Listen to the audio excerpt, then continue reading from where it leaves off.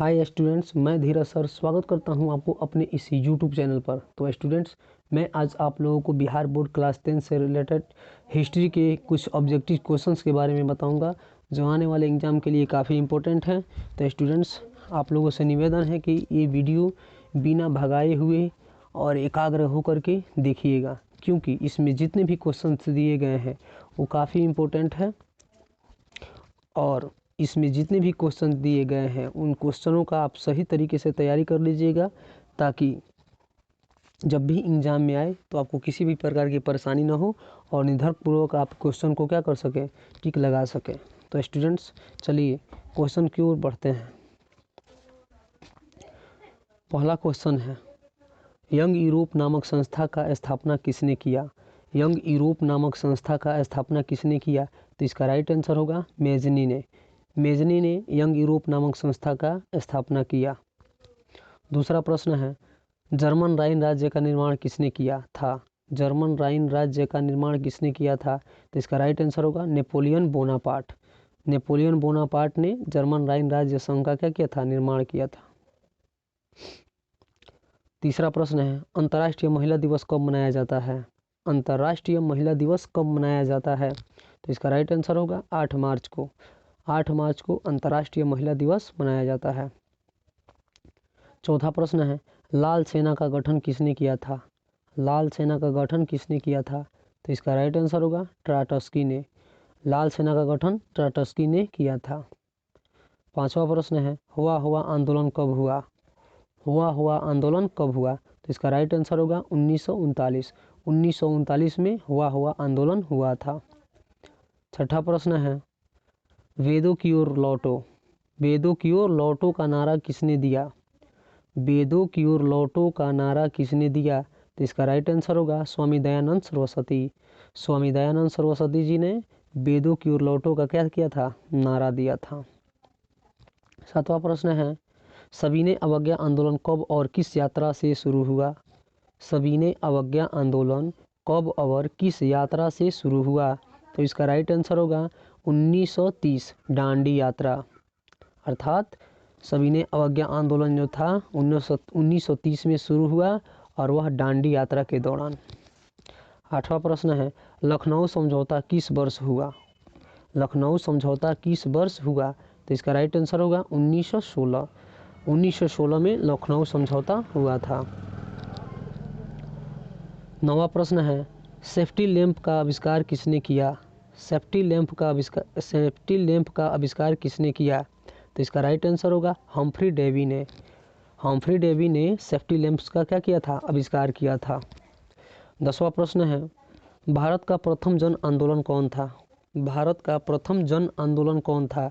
तो इसका right answer होगा असहयोग आंदोलन।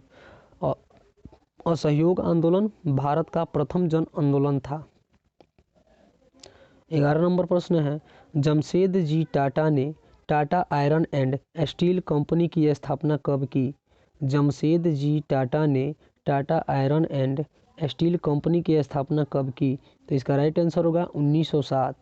1907 में जमशेद जी टाटा ने Tata iron and steel company की स्थापना की। 12 नंबर प्रश्न है, गिरमिटिया मजदूर बिहार के किस क्षेत्र में भेजे जाते थे? गिरमिटिया मजदूर बिहार के किस क्षेत्र में भेजे जाते थे? तो इसका राइट आंसर होगा पश्चिमी क्षेत्र। पश्चिमी क्षेत्र में गिरमिटिया मजदूर बिहार के भेजे जाते थे।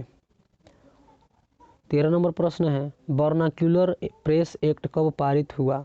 वर्नाक्यूलर प्रेस एक्ट कब पारित हुआ? तो इसका राइट आंसर होगा 1878। 1878 में वर्नाक्यूलर प्रेस एक्ट पारित हुआ। 14 नंबर प्रश्न है, अखिल भारतीय राष्ट्रीय कांग्रेस का गठन कब हुआ? अखिल भारतीय राष्ट्रीय कांग्रेस का गठन कब हुआ? तो इसका राइट आंसर होगा 1885। 1885 में अखिल भारतीय राष्ट्रीय कांग्रेस का क्या हुआ था? गठन अर्थात स्थापना हुआ था। 15 नंबर प्रश्न है, असहयोग आंदोलन किसके नेतृत्व में प्रारंभ हुआ? असहयोग आंदोलन किसके नेतृत्व में प्रारंभ हुआ? तो इसका राइट आंसर होगा महात्मा गांधी। महात्मा गांधी के नेतृत्व में असहयोग आंदोलन प्रारंभ हुआ। 16 नंबर प्रश्न है, तीन कठिया व्यवस्था कहाँ प्रचलित थी? तिनकठिया व्यवस्था कहाँ प्रचलित थी? तो इसका राइट आंसर होगा चंपारण, जो कहाँ है? बिहार में। चंपारण के बिहार में तिनकठिया व्यवस्था क्या थी? प्रचलित थी। 17 नंबर प्रश्न है, अखिल भारतीय किसान सभा का गठन कब और कहाँ हुआ? अखिल भारतीय किसान सभा का गठन कब और कहाँ हुआ? तो इसका राइट आंसर होगा 11 अप्रैल 1936 लखनऊ, अर्थात 11 अप्रैल 1936 लखनऊ में अखिल भारतीय किसान सभा का गठन हुआ। 18 नंबर प्रश्न है, गुटेनबर्ग का जन्म कहाँ हुआ था? गुटेनबर्ग का जन्म कहाँ हुआ था? तो इसका राइट आंसर होगा जर्मनी में। जर्मनी में गुटेनबर्ग का जन्म हुआ था। 19 नंबर प्रश्न है, मुद्रण ईश्वर की दी हुई महानतम देन है। मुद्रण ईश्वर की दी हुई महानतम देन है, यह किसका कथन है? तो इसका राइट आंसर होगा मार्टिन लूथर। मार्टिन लूथर का कथन है कि मुद्रण ईश्वर की दी हुई महानतम देन है।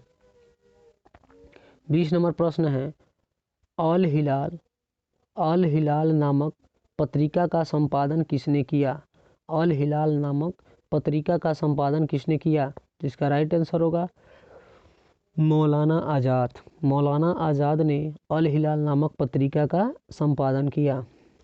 21 नंबर प्रश्न है, इटली और जर्मनी वर्तमान में किस महादेश के अंतर्गत आते हैं? इटली एवं जर्मनी वर्तमान में किस महादेश के अंतर्गत आते हैं? तो इसका राइट आंसर होगा यूरोप महादेश। यूरोप महादेश के अंतर्गत इटली एवं जर्मनी वर्तमान में आते हैं। 22 नंबर प्रश्न है, बिस्मार्क था तो इसका राइट आंसर होगा जर्मन चांसलर। बिस्मार्क था तो इसका राइट आंसर क्या होगा? German chancellor. Bismarck German chancellor था। 23 नंबर प्रश्न है, दुई तान होई नामक क्रांतिकारी संगठन की स्थापना किसने किया? दुई तान होई नामक क्रांतिकारी संगठन की स्थापना किसने किया? तो इसका राइट आंसर होगा फान बोई चाउ ने दुई तान होई नामक क्रांतिकारी संगठन की स्थापना किया। 24 नंबर प्रश्न है, चीनी बहिष्कार आंदोलन कब हुआ था? चीनी बहिष्कार आंदोलन कब हुआ था? तो इसका राइट आंसर होगा 1919। चीनी बहिष्कार आंदोलन 1919 में हुआ था।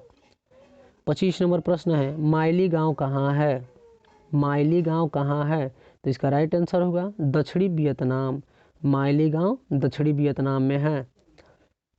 26 नंबर प्रश्न है, हिंद चीनी क्षेत्र में अंतिम युद्ध समाप्ति के समय में अमेरिकी राष्ट्रपति कौन थे?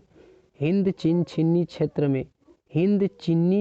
में अंतिम युद्ध समाप्ति के समय में अमेरिकी राष्ट्रपति कौन थे? तो इसका राइट आंसर होगा निक्सन। 27 नंबर प्रश्न है, भारत का प्रथम ICS कौन था? भारत का प्रथम ICS कौन था? तो इसका राइट आंसर होगा सुरेंद्र नाथ बनर्जी। सुरेंद्र नाथ बनर्जी जो थे वह भारत का प्रथम ICS थे। 28 नंबर प्रश्न है, महात्मा गांधी दक्षिण अफ्रीका से भारत कब आए? महात्मा गांधी दक्षिण अफ्रीका से भारत कब आए? तो इसका राइट आंसर होगा जनवरी 1915। जनवरी 1915 में महात्मा गांधी दक्षिण अफ्रीका से भारत आए। 29 नंबर प्रश्न है, 31 दिसंबर 1919 की मध्य रात्रि को रावी नदी के तट पर किसने तिरंगा झंडा फहराया? 31 दिसंबर 1919 की मध्य रात्रि को रावी नदी के तट पर किसने तिरंगा झंडा फहराया? जिसका राइट आंसर होगा पंडित जवाहरलाल नेहरू। और अंतिम प्रश्न है, भारत में नमक कानून का उल्लंघन किसके नेतृत्व में किया गया? भारत में नमक कानून का उल्लंघन किसके नेतृत्व में किया गया? तो इसका राइट आंसर होगा महात्मा गांधी। तो स्टूडेंट्स, मैं आशा करता हूं कि आज का यह वीडियो आपको अच्छी लगेगी। तो स्टूडेंट्स, आपसे अनुरोध है कि आप लोग इस वीडियो को पूरा अवश्य देखें और इसमें जितने भी प्रश्न दिए गए हैं उन सभी को ध्यानपूर्वक याद रखें। वीडियो देखने के लिए धन्यवाद।